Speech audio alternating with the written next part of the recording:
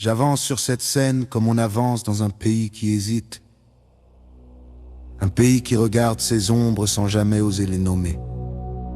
Un pays qui croit protéger ses enfants en fermant les yeux, alors que c'est justement là que le danger rampe.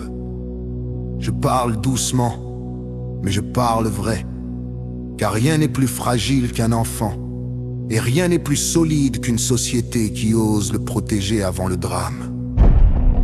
Tout commence quand on parle de ce que personne ne veut entendre. On dit que c'est trop sensible, trop sale, trop lourd. Pourtant c'est cette gêne qui nourrit l'ombre. Une ombre qui existe déjà, que la honte épaissit, que la peur déforme. On préfère accuser dans le noir plutôt que comprendre en plein jour. On préfère fermer la porte plutôt que tendre la main qui empêche de tomber. La vraie question est simple et brutale. Voulons-nous punir après ? Ou voulons-nous protéger avant?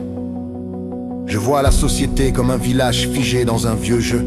Ce jeu où personne ne sait qui ment, qui tremble, qui mord. Dans ce village, les loups sont rares, presque invisibles. Mais la peur, elle, circule dans chaque maison.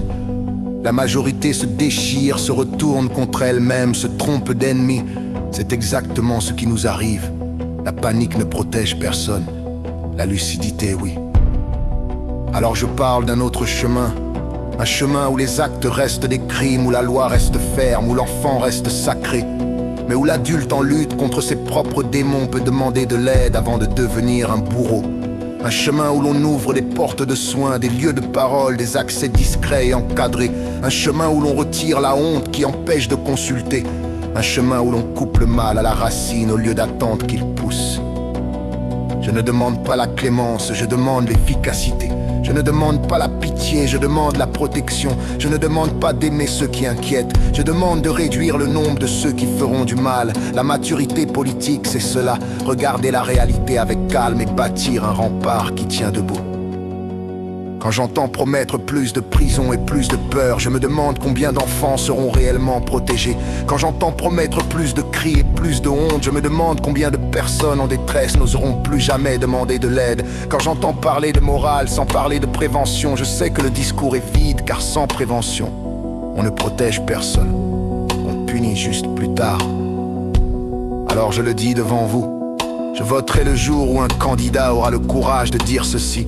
Nous allons créer des lieux de soins sûrs. Nous allons offrir une porte à ceux qui veulent éviter l'irréparable. Nous allons soigner ceux qui ont chuté, surveiller ceux qui inquiètent, réinsérer ceux qui le peuvent et isoler ceux qui doivent l'être. Nous allons protéger l'enfant avant le cri. Nous allons regarder l'ombre sans la nourrir. Nous allons comprendre la minorité fragile pour sécuriser la majorité innocente. Nous allons remplacer la panique par la méthode. Nous allons remplacer la peur par la prévention. Nous allons construire un rempart fondé sur la science et non sur les réflexes. Je voterai le jour où un candidat aura ce courage, le courage de dire que protéger les enfants exige de sortir du confort des slogans, le courage d'affronter l'inquiétude des foules avec la clarté de l'esprit, le courage de faire passer le réel avant l'orgueil, le courage de bâtir un pays qui ne ment pas à ses enfants. Quand cette lucidité sera portée, je saurai que ce pays a grandi. Et ce jour-là, enfin, je déposerai mon bulletin.